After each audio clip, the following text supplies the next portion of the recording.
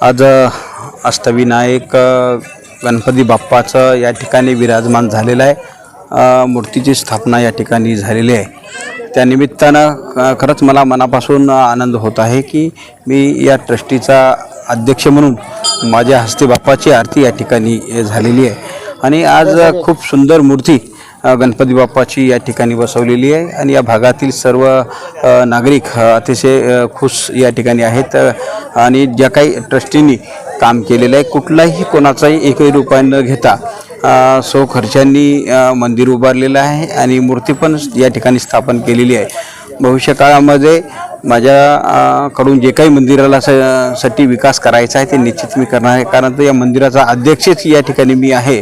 मी अध्यक्ष असल्यामुळे माझं धर्म कर्तव्य राहणार आहे की मंदिरासाठी जे काही निधी आपल्याला उपलब्ध करून द्यायचा आहे, आता पुढे सभागृह बांधायचं आहे किंवा शेड मारायचा आहे, आम्ही ते ट्रस्टी बसून सगळं एक चांगलं दर्जेदार या ठिकाणी उद्यानसुद्धा आम्ही करण्याच्या मानसिकतेमध्ये आहोत।